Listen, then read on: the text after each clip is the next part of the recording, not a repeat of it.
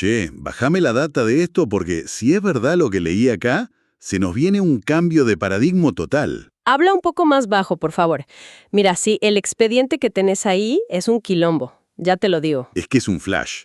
O sea, históricamente uno piensa en la figura central de todo Occidente y la imagen que te venden es, qué sé yo, el arquetipo europeo, ¿viste? Claro, el hombre blanco, castaño, ojos celestes, impoluto. Sí, la imagen oficial. Exactamente. Pero este texto plantea una disonancia cognitiva monumental.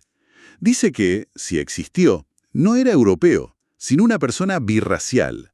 Un mulato blanco, le manda. Y peor, que capaz ni era un individuo físico, sino un patriarca colectivo. Exactamente. O sea, es como si la imagen que tenemos fuera la campaña de marketing más perfecta de la historia, milenaria, diseñada para tapar una interna muchísimo más compleja. Es que es una campaña de marketing. Pero, a ver, pongamos las reglas de juego claras acá en la mesa. Sí, obvio. A ver, no vamos a tomar partido, no vamos a validar dogmas ni flashear con religiones, porque este tema es re sensible. Ni hablar ni ahí. Me meto en teología. Claro, la idea es analizar empíricamente la arquitectura de los 5 paquetes de evidencia que trae el autor. Vamos a triangular los datos fríos de las religiones abrahámicas, digamos como quien desarma un motor en un taller para ver cómo funciona. Nada más. Me parece perfecto. Pura data dura. Entonces, para entender de dónde sale esta verdadera imagen, el documento dice que hay que ir a la arqueología más antigua. La zona cero la llama. Sí, la zona cero del expediente. Porque ahí la evidencia contradice pero totalmente la versión oficial que conocemos. Arranca con un tal grafito de Alexamenos. ¿Qué onda con eso? A ver, el grafito de Alexamenos es una pieza que encontraron en el Monte Palatino, allá en Roma. Es literalmente la primera representación de la crucifixión de la que se tiene registro. ¿Para la primera de todas? La primera de todas, y escúchame bien, porque esto es lo que nadie te cuenta. En ese grafito, la figura que está crucificada tiene cabeza de mula o de asno. Qué turbio. Y no solo eso, ¿viste un colobio? Que era tipo la ropa de esclavo de la época. Hay un paralelismo histórico re fuerte con Espartaco, que fue un esclavo crucificado allá por el 100 a.C. Para un segundo, frena ahí. Una cabeza de mula. Sí, una mula. Pero, a ver, esto no podría ser simplemente una cargada política de la época, tipo un grafiti en la calle difamando a un rival. ¿Por qué el autor lo toma como un símbolo gnóstico literal y no como una joda romana? Es una re buena pregunta, pero el autor la cruza con otros datos pesados. Suma la data del Talmud, por ejemplo. ¿Qué dice el Talmud? Dice que las primeras sectas cristianas adoraban una cabeza de mula. Y después tenés los escritos de Tertuliano, un teólogo del siglo II, que se quejaba de la onolatría. ¿Para onolatría sería adoración de un asno? Exactamente. O sea, en el cristianismo primitivo y gnóstico, antes de que la Iglesia Católica purgara a todos los que consideraba herejes, los símbolos extraños eran la norma, ¿viste? Claro, como esas historias apócrifas. Tal cual, como la cruz que camina sola en los apócrifos. Entonces, esto podría ser un sincretismo directo con el dios egipcio Set. Y ahí entramos en el segundo paquete de evidencia, porque la mención de Set es la llave, o sea, el puente entre Egipto y la genética hebrea, ¿no? Exacto. A ver, desglosémoslo. ¿Quién es Set? Primero, fue dios nacional en Egipto bajo los Ixos, que eran un pueblo semita que posiblemente estaba vinculado a los hebreos esclavizados. Te sigo. Y segundo, si te vas a la narrativa bíblica del Génesis, Set no es un dios, es el patriarca del que desciende todo el pueblo hebreo. Ah, el tercer hijo de Adán y Eva, claro. Caín, Abel y Set. Ese mismo. Y fíjate cómo lo analiza el autor desde la biología de poblaciones. Tenés a Abel, que son los pastores carnívoros, Caín los mata, entonces los carnívoros desaparecen. Y Caín representa a los agrícolas, los herbívoros. Y la línea de Caín queda estancada. Claro, entonces ¿quién sobrevive al final? La línea setita, los omnívoros.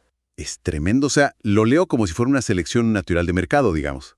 A ver, ¿cómo? Es como si, después de una crisis económica brutal en el país, tipo el 2001, solo sobreviviera la empresa que sabe adaptarse, la que consume de todo y cambia de rubro. Me gusta la analogía así. Los hebreos son esos sobrevivientes omnívoros, la línea de Set. Totalmente. Esa es la lectura empírica. Y Set, que muchas veces se representaba como un asno en Egipto, termina siendo el código encriptado de ese ancestro hebreo, que después a través de Jacob se pasa a llamar Israel. Bueno, pero para. Si el asno, o sea, Set, es el símbolo fundacional, me llama mucho la atención por qué en los registros históricos que siguen el texto insiste tanto con la mula.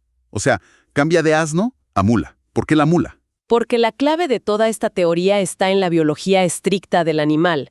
Mira las apariciones clave en los textos. A ver. El profeta Zacarías describe al rey de paz llegando sobre un burro. Sansón hace un desastre y mata a un ejército con una quijada de asno. Sí, clásicos. Pero acá viene la posta. En toda la Biblia solo hay 2 animales que hablan, como si fueran un deus ex machina profético. La serpiente en el Edén, obvio. Exacto, la serpiente poseída por Satanás, o el mal, y el otro. Me mataste. La mula de Balaam, una mula poseída por un ángel, o sea, el bien, para pedirle a su amo que no la golpee. Y el dato duro y fundamental acá es ¿qué es biológicamente una mula? Es un híbrido. Es la cruza entre un caballo o yegua y un burro. Exactamente. Ah, es por ahí, boludo. La mula no es un capricho literario. Para nada. Es la combinación de 2 mundos. O sea, es una metáfora genética del mulato. De hecho, la palabra mulato que usaban los españoles viene de mula. Tal cual, viste que todo cierra. Es la prueba cifrada de que están hablando de una persona birracial. Los textos antiguos usaban a este animal híbrido como la metáfora más idónea para describir una dualidad racial en clave, sin decirlo de frente. Es un flash. Estoy fascinado. Pero entonces, decime, ¿quiénes eran los progenitores de este híbrido histórico? Porque de algún lado tiene que salir esa mezcla. Bueno, baja la voz porque acá abrimos el archivo más sensible de todos, el 4º paquete de evidencia. Dale, pásame el parte. El autor toma los datos directos del Talmud. Ahí dice que Jesús es hijo de Pandira o Pantera, un soldado romano de las fuerzas de ocupación. Pantera. Sí, y el texto hace un análisis etimológico y simbólico. Como las panteras son negras en esa región, sugiere que el soldado era de raza negra. Pero ¿había soldados negros en las legiones romanas en esa época? Obvio, Roma era un imperio hipercosmopolita. Las minorías africanas o de tez oscura eran entre el 10 y el 25% en Roma y sus legiones. Ok. Y el contraste lo da una descripción antigua que cita la Biblia, que dice que Jesús tenía ojos como atardeceres, o sea, amarillos y azules. Para. Ojos de atardecer. Suena poesía barata, déjate de joder. Me estás diciendo, posta, que de un soldado romano negro, con ojos marrones, y una semita blanca de Medio Oriente, con ojos azules, ¿sale eso? Parece loco, pero sí. ¿Biológicamente es viable ese quilombo genético en la vida real? Sí, totalmente viable. La genética de la mezcla interracial es recontra heterogénea. No es una matemática lineal. Un mulato puede heredar variaciones extremas. Por ejemplo, El documento te cita extremos modernos para que veas que es real. Podés tener un caso como Cuba Gooding Jr. con una mezcla afroamericana fuerte. sí. O el otro extremo, el modelo S. Jeremy Mix. Piel tostada pero con ojos de un azul intenso y penetrante. La hipótesis es que heredó la piel blanca o más clara de la población semita, pero con los rasgos heterogéneos y los ojos claros de esa fusión interracial. Tremendo. Por eso el autor acuña el término mulato blanco. Bueno, te sigo. Pero acá tengo un problema de lógica. A ver, Si la apariencia física del tipo era esta, tan particular, o sea, llamaba la atención a kilómetros. En el siglo I, ¿por qué no hay descripciones directas en todos lados? porque ahí entra el 5º paquete. La fisiología medieval y cómo se encriptó la data para evadir el tabú social. A ver, ¿cómo es eso? Imagínate la época. Ser el hijo ilegítimo de un soldado ocupante y encima birracial. Era un estigma inmanejable. El autor explica que el título Hijo de Dios era, al principio, un eufemismo diplomático para ocultar esa paternidad desconocida. O sea, le hicieron un NDA, un acuerdo de confidencialidad milenario, para tapar el escándalo familiar en el barrio. Exactamente. Una arquitectura de silencio perfecta. Y esto se arrastró hasta el medievo. ¿Con qué textos? Con el Physiologus, por ejemplo. Es un texto medieval anónimo que, de hecho, la palabra significa fisiología, el estudio biológico de los órganos. ¿Sí? Bueno, ahí se describe a Cristo como un unicornio blanco. Ya nos fuimos a Narnia, boludo. No, pará. No es el caballo mágico de Disney. El autor cita al historiador griego Ctesias, que dice que el unicornio de la India era en realidad un asno salvaje con un cuerno en la frente. O sea, volvemos al asno. Siempre se vuelve al asno, y suma que Jesús habría estado en la India entre los 12 y los 30 años, muy influido por el budismo, así que la conexión geográfica está. ¡Qué locura! Y para cerrar este paquete te trae un hadiz islámico.